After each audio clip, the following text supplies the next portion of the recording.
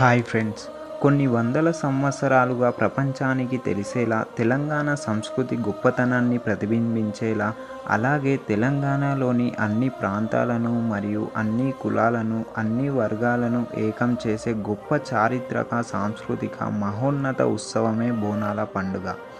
ఇలాంటి గొప్ప చరిత్రకు పుట్టినిల్లు మన హైదరాబాద్.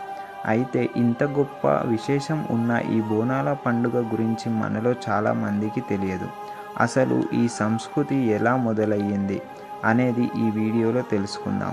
ప్రతి పండుగ వెనకాల ఒక చరిత్ర దాగి ఉంటుంది. అంటే ఆ పండుగ జరుపుకోవడం వెనక ఒక బలమైన కారణం ఉంటుంది. అలాగే ప్రతి సంవత్సరం మనం జరుపుకునే బోనాల పండుగ వెనకాల కూడా ఒక గొప్ప చరిత్ర దాగి ఉంది. అదేంటో చూసినట్లయితే, మొట్టమొదటగా ఈ బోనాల పండుగ జరుపుకునే సాంప్రదాయం తెలంగాణలో 600 ఏళ్ల క్రితం పల్లవులు పాలించే కాలం నుండే ఏర్పడింది. ఆ తరువాత శ్రీకృష్ణదేవరాయలు సైతం ఏదుకోళ్ల నవరత్తి ఆలయం నిర్మించాక వారు సైతం ఈ బోనాల పండుగను జరిపారు. అలాగే కాకతీయ రాజులు సైతం గోల్కొండ కోట ఉన్నప్పటి నుంచి ఈ బోనాల పండుగను జరిపించారు. ఆ తరువాత ఈ గోల్కొండ కోటను జయించిన కూలీ కుతుబ్షాలు సైతం ఈ పండుగను కొనసాగించారు. వీరైతే ఏకంగా నెల రోజుల పాటు అంగరంగ వైభవంగా జరిపించేవారు. అయితే హైదరాబాద్లో ఈ బోనాల పండుగ ప్రాచుర్యంలోకి వచ్చింది మాత్రం 1869 తర్వాత నుంచే. దీనికి కారణం జరిగిన 2 సంఘటనలు.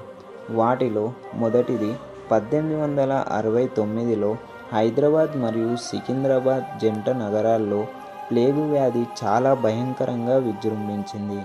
అప్పట్లో సరి అయిన వైద్యం లేనందున వేలాది మంది ప్రజలు ఈ వ్యాధికి బలయ్యారు. అదే సమయంలో నగరంలోని మిలిటరీ బెటాలియన్ జవాన్లు కొందరు విధుల్లో భాగంగా మధ్యప్రదేశ్లోని ఉజ్జయినికి వెళ్ళారు. నగరంలోని ప్రజలందరూ ఈ ప్లేగు వ్యాధి నుండి బయటపడాలని అక్కడి అమ్మవారిని మన జవాన్లు పూజలు జరిపించారు. అలా తామంతా అనుకున్నది అనుకున్నట్లుగా జరిగితే అమ్మవారికి హైదరాబాద్ నగరంలో దేవాలయం కట్టిస్తామని ఆ జవాన్లు కోరుకున్నారట. దాంతో కొంతకాలానికే ప్లేగు వ్యాధి తగ్గుముఖం పట్టింది. వాళ్ళు అనుకున్నట్లుగానే జవాన్లు సికింద్రాబాద్ నగరంలో కాళీమాత అమ్మవారిని ప్రతిష్ఠించారు. అలా అమ్మవారికి ఘనంగా పూజలు చేసి బోనాలు సమర్పించారు. ఇంకా రెండవ సంఘటన మూసీ నది వరద సంఘటన. 1908లో మూసీ నది చాలా బీభత్సంగా ఉప్పొంగింది. దాంతో పెద్ద ఎత్తున హైదరాబాద్ నగరానికి వరదలు వచ్చాయి. ఈ వరదల్లో వేలాది మంది ప్రాణాలు కోల్పోయారు.